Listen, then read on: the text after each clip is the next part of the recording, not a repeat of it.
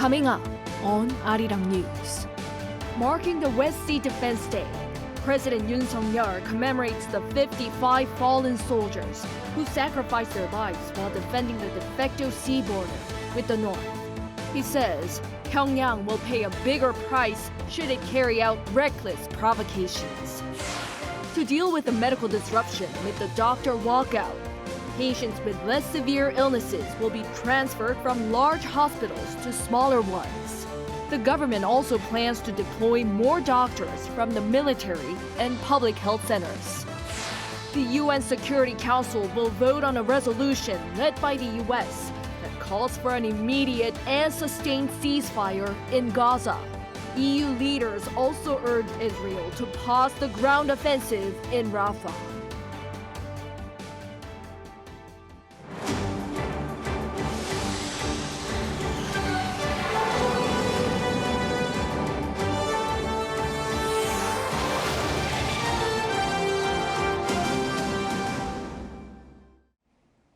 Good evening. It's 9 p.m. here in Seoul. Thank you for joining us on Arirang News. It's the fourth Friday in March, West Sea Defense Day, to honor the 55 soldiers who lost their lives while protecting the de facto sea border with North Korea. South Korea's commander-in-chief sends a stern warning to the North, saying the regime will pay a much greater price for any reckless provocations. Kim Hye-soon starts us off. A stern message to North Korea by President Yoon Suk-yeol on a day to commemorate the 55 fallen heroes who died in battle while protecting the nation's western maritime border. 북한이 이러한 도발과 위협으로 우리를 굴복시킬 수 있다고 생각한다면 이것은 완벽한 오산입니다. 북한이 무모한 도발을 감행한다면 반드시 더 큰 대가를 치를 것입니다. This came at President Yoon's speech on Friday at the 9th West Sea Defense Day's main ceremony, with North Korea's threats at the maritime border continuing to heighten. Just this year, North Korea has conducted hundreds of artillery firings toward the West Sea, called South Korea the #1 enemy state and immutable principal foe, while declaring that it does not recognize the Inter-Korean Maritime Buffer Zone, also known as Northern Limit Line. He reaffirmed that the nation will maintain its defensive readiness and strengthen its power to protect citizens, and added that peace achieved through compromises only puts the nation at greater risk. He also emphasized international cooperation. 정부는 우리 안보의 핵심인 한미 동맹과 한미일 안보 협력을 더욱 강화하고 우방국들과 더 강력하게 연대하겠습니다. The ceremony was held at the command center of the Navy's 2nd Fleet in Pyeongtaek, Gyeonggi-do Province, where the ROKS Cheonan came back even stronger last December to join the rest of the fleet. Back in 2010, the ROKS Cheonan was sunk by a North Korean torpedo, killing 46 on board. They are part of the 55 remembered on West Sea Defense Day, along with 6 heroes from the Second Battle of Yeonpyeong in 2002 and 2 from North Korea's shelling of Yeonpyeong-do Island. President Yoon said their spirit remains with the military, and the active service men and women have inherited that spirit to defend the nation today. He also said those sacrificed will not be forgotten. 정부는 국가와 국민을 위해 헌신하다가 부상을 입은 장병들 그리고 전사한 분들의 유가족들을 끝까지 책임지고 지원할 것입니다. 우리의 호국 영웅들이 확실히 예우받도록 할 것입니다. As he wrapped up, Yoon also made sure to tell the rest of the country to join in encouraging and supporting those serving the nation. Kim Hye-soon, Arirang News. South Korea is set to begin the production of the first batch of 40 supersonic KF-21 fighter jets. The Defense Acquisition Program Administration said on Friday that it plans to sign a contract with Korea Aerospace Industries, the manufacturer, in June to begin mass production. 20 units will be produced within this year and another 20 next year after going through additional air-to-air weapons verification tests. The 40 KF-21s will be deployed in the country's Air Force by 2028. This is part of the government's plan to deploy 120 KF-21 jets by 2032. Moving our focus to the standoff between the government and the doctors. To deal with the medical disruption amid the doctor walkout, patients with less severe illnesses will be transferred from large hospitals to smaller ones. The government also plans to deploy more doctors from the military and public health centers. Our Kim Hye-soon tells us more. The government is continuing to make every effort to tackle the medical disruptions that have followed the walkout by trainee doctors over a month ago. 100 partner hospitals have been designated to receive transferred patients with mild symptoms from larger general hospitals. To urge the institutions to use the system, around 90,000 Korean won, $67 will be provided to both of them for each patient transfer starting next Monday. Information on each partner hospital's patient capacity will also be available in real time starting next month. This is not all. The government has decided to deploy additional doctors from military and public health centers and even make use of retired doctors willing to work. Starting next Monday, we will deploy an additional 247 doctors from military and public health centers, bringing the total up to 413, given that 166 personnel have already been deployed. Also, a senior doctor support center will be opened at the National Medical Center in April to either hire recently retired doctors or fund medical institutions that retain those nearing retirement. Apart from trying to address the medical shortage, the health authorities have repeatedly urged the defiant trainee doctors to return to work, stressing that license suspensions will start next week. Punishment for violations of the return to work order will start next week, but the government will actively consider leniency for those who return or express their intention to return before the enforcement takes place. The health authorities have called on professors of medicine to take part in unconditional talks at any time or place. This comes as the professors have vowed to submit letters of resignation next Monday, although this does give room for negotiations as they are due to convene again on Friday night. While expressing support for those who are going to walk out, the Medical Professors Association of Korea has announced that it will reduce the working hours of hospital professors who carry on working to 52 hours a week starting on the 25th. Kim Hye-soon, Arirang News. Candidate registration for the upcoming 22nd general election is now closed. According to the National Election Commission, as of 8 p.m. Friday, which has been receiving registration from candidates vying for a seat in the National Assembly for 2 days, a total of 696 candidates are officially registered to run in 254 electoral districts. 44 candidates are registered for proportional representation seats. Official campaigning will begin on the 28th and last for 13 days. Voting is scheduled for April 10th. Shifting gears, the Foreign Ministry called in Japan's ambassador to Seoul to protest his country's territorial claims over Dokdo and its distortion of wartime history. This comes after the Japanese government on Friday approved the revision of middle school textbooks that claim Dokdo is Japanese territory and that South Korea is illegally occupying the islets. Of the 18 textbooks that were approved, one was even revised to state that conscription was partly applied to Korea and Taiwan during the Pacific War, and another took out the phrase military when describing so-called comfort women who in reality were forced into sexual slavery during Japan's colonial rule.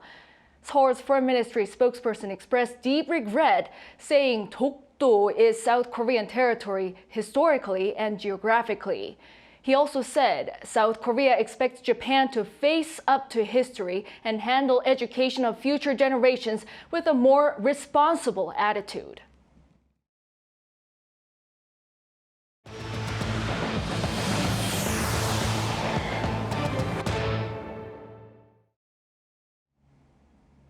The UN Security Council will vote on Friday on a U.S. proposed resolution calling for an immediate ceasefire in Gaza amid international concerns over growing humanitarian crisis.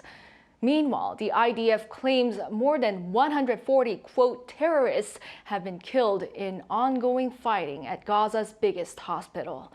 Jung Eun-ju has the latest. EU leaders have called for an immediate humanitarian pause leading to a sustainable ceasefire in Gaza, agreeing on a declaration on the Middle East for the first time since October. The EU made the declaration at a Brussels summit late on Thursday, just hours before the US is expected to bring a resolution to a vote at the UN calling for a truce and a hostage deal. The U.S. proposed United Nations Security Council resolution to be put to a vote in the UN Security Council on Friday morning also reflects greater urgency in Washington's position. It is the first time the Biden administration has used the phrase immediate ceasefire in connection with the release of all remaining hostages, as experts warn of imminent famine in the enclave and pressure grows for stronger international action. The U.S. has vetoed multiple prior UNSC resolutions calling for immediate ceasefires. The vote at the UN on the U.S.-sponsored resolution coincides with Secretary of State Antony Blinken's trip to the Middle East. Blinken returns to Israel on Friday as part of an intensive diplomatic push to reach a sustained and immediate ceasefire in Gaza and deter an Israeli offensive into Rafah. On Thursday, Blinken said that challenges and gaps remain in talks for a possible deal between Israel and Hamas at a news conference in Cairo. Meanwhile, the Israel Defense Forces and Israel Security Agency said Thursday that Israeli troops killed more than 140 people in the raid at Al-Shifa that began on Monday. The agencies claimed that Israeli forces recovered weapons and intelligence documents and arrested over 600 people, including senior officials with Hamas and the Palestinian Islamic Jihad organization. In a statement Thursday, Hamas denied that its fighters were based there and claimed that those killed were wounded patients and displaced people. Jung Eun-ju, Arirang News.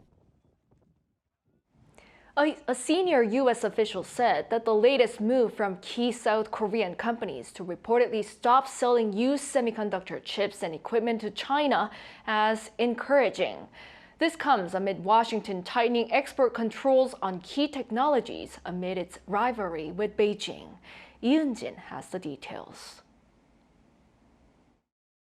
U.S. Undersecretary of Commerce for Industry and Security, Alan Estevez, said in a written statement to the House Committee on Foreign Affairs that it was encouraging to see allies and partners align with Washington amid rivalries between the U.S. and China and taking appropriate actions to address security concerns regarding semiconductors and other emerging technologies through their domestic legal systems.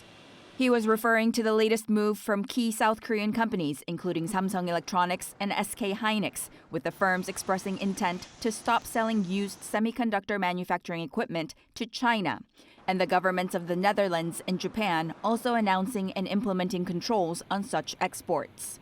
Estevez also emphasized the importance of having parity between U.S. companies and companies of allied nations by upholding similar controls. It was also pointed out during the House hearing that the United States has been seeking controls on the servicing and supply of components for equipment that has already been sent to China before export restrictions were implemented. In a keynote speech at a South Korea-U.S. Economic Security Conference held in Washington in December, Estevez said that the U.S., South Korea, and other allies were in preliminary talks over the idea of creating a new export control system that would prevent cutting-edge technologies from being transferred to potential adversaries. He also highlighted that existing multilateral export control systems like the Wassenaar Arrangement were failing to keep pace with quickly changing technologies. Ian-jin, Arirang News. Today, March 22nd, the world celebrates Water Day, a day designated to raise greater awareness about the importance of sensible use of water and adequate access to it, especially amid the ongoing conflicts in different parts of the globe. Our Yoon reports. The call to save water has almost become a cliché, with most people understanding the importance of water as a precious resource for life. But it's more than just simply using less water. That's the reason why we have set up Sustainable Development Goal number 6, water in sanitation, which emphasize the multi-faces roles of water for socio-economic development, as well as environmental sustainability. One of the United Nations Sustainable Development Goals is to ensure access to water and sanitation for all by 2030. Key steps include improving water use efficiency and enhancing international water cooperation. So then we need to think about more broadly, not only about our own daily consumption, but also any kind of impact we are giving on the environment and human development as a whole. The theme of this year's Water Day is Water for Peace, which is significant considering the impact of conflict on the water supplies of people living in war-torn regions due to contamination or even the complete destruction of water-related infrastructure. Humanitarian aid organization MEDER tells us more. War in Ukraine has been going on for 2 years now, and from continuous shelling and airstrikes, the water infrastructures such as boreholes and pipelines, they have been seriously damaged or completely destroyed. In Gaza, UNICEF estimates that displaced children have access to only 1.5 to 2 liters of water per day, which falls below the recommended minimum requirement for survival of 3 liters per day.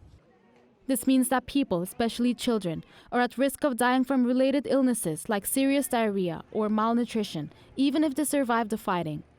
There are also many other forgotten crises taking place around the world that receive less attention, such as conflicts in Syria, Sudan, and Yemen. Every year, 30 million people flee their homes because of conflict or disaster, and these people often no longer have access to water sources and sanitation services, and they become vulnerable to epidemics. What can we do to support those in need? People can help other people who are suffering by simply sharing information about this issue. And people can also directly support the relief efforts on the ground by donating to an organization like MEDER. World Water Day on March 22nd reminds us of the need to save water.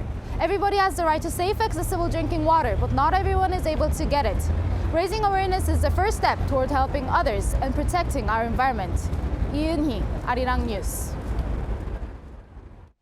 Moving on, South Korean poet Kim Hye-soon won the prize for poetry at the U.S. National Book Critics Circle Awards on Thursday local time. She was announced as the winner by the NBCC, a U.S. nonprofit literary organization, for a poetry collection titled Phantom Painwings, becoming the first Korean to win the annual award. Over in the southern part of Korea, we can hear the delightful news of flowers starting to bloom around this time of year. Our Choi Soo-hyung sends the scent of spring. Spring has begun in South Korea. Currently, the southern parts of the country are in full bloom with the various colors of spring. You can feel the spring breeze, particularly in the cities of Jeollanam-do province, located around the Samjin River, one of the 5 largest in South Korea. Particularly noteworthy are the villages in Gurye County, Jeollanam-do province. In these small villages, the bright yellow flowers of the cornelian cherry Dokdo, also known as cornus flowers or sansuyu in Korean, are in full bloom. This area is home to many sansuyu villages, accounting for over 70% of Korea's sansuyu production. Due to climate change, despite the typical blooming season being in mid-March, sansuyu flowers have been blooming earlier than usual for about 3 to 4 years now. According to the Gurye County office, they bloomed about 1 week earlier than usual this year, starting March 9th. Although they bloomed early this year, the sansuyu, cornus flowers, last longer than other flowers like plum blossoms, so you can enjoy the yellow waves until early April. Due to the last cold snap, cherry blossoms were also supposed to bloom this week, but haven't done so yet. However, tourists from across the country come to enjoy the spring by admiring the flowers blooming along the riverside. To be honest, I came to see the cherry blossoms, but not a single one had bloomed. So, I heard about the sansuyu flowers blooming and decided to come. They were so yellow and incredibly beautiful. I'll have fun with my family.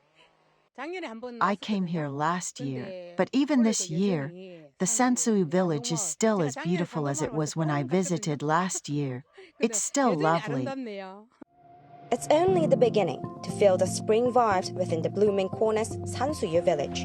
최수형, Arirang News, Gurye. And another must-visit spot around this time of year is Tedu Island. Our culture correspondent Song Yu-jin shows us a taste of the island's springtime scene, particularly a somewhat unique exhibition there that just started today.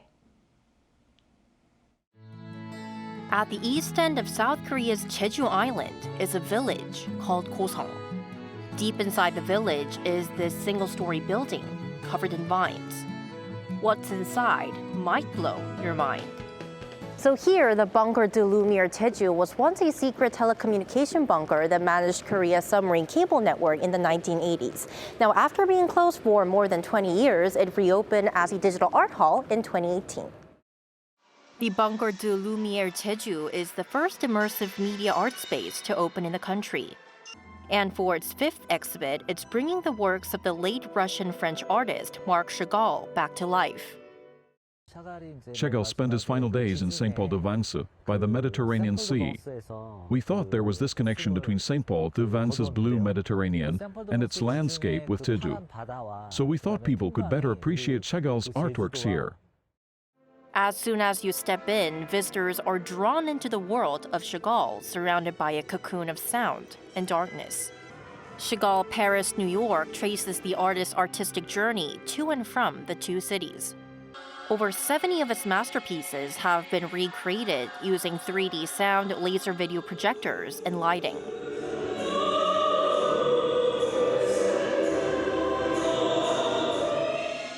The exhibition's music, ranging from classic, jazz, and klezmer, is what Chagall enjoyed listening to while drawing.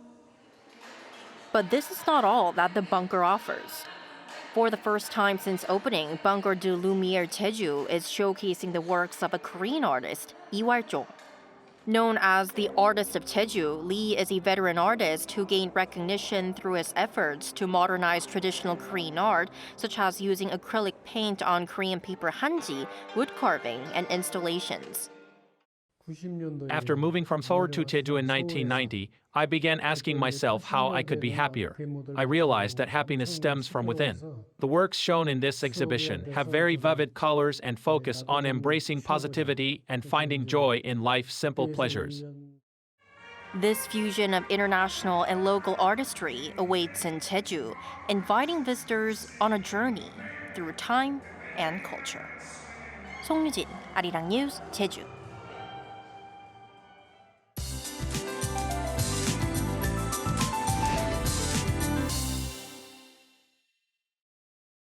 The temperatures rose significantly today, but the sky is cloudy and winds are blowing strongly.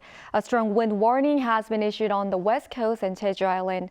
In the center part of the country, there will be heavy rain accompanied by gusty winds and lightning. Rain clouds will cover the whole country tonight. It will rain up to 40 millimeters in central inland areas such as Seoul and up to 20 in other parts of the country. In particular, there is a possibility that heavy rain of 10 to 20 millimeters per hour will be concentrated, along with thunderstorms and gusts in the central region. The rain that starts today will stop tomorrow morning. However, starting with Jeju Island tomorrow afternoon, it will rain again on the southern coast at night. Until the day after tomorrow, up to 60 millimeters of rain will pass over the mountainous areas of Jeju Island and up to 10 in other southern coastal areas. Tomorrow's Seoul will start off at 7 degrees. Daily highs will move up to 17 in Seoul, Gwangju, Daegu, and Gyeongju, 23 degrees. There's another rain forecast across the country early next week. That's all for Korea. Here are the weather conditions around the world.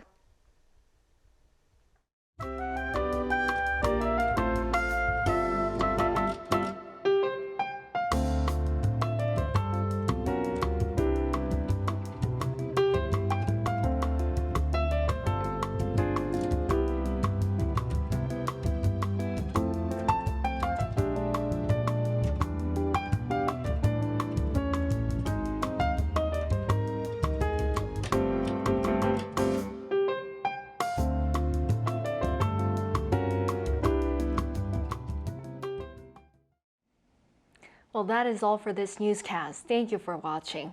We'll be back at 10 p.m. with the AI headline news. Hope everyone has a great weekend and a good night.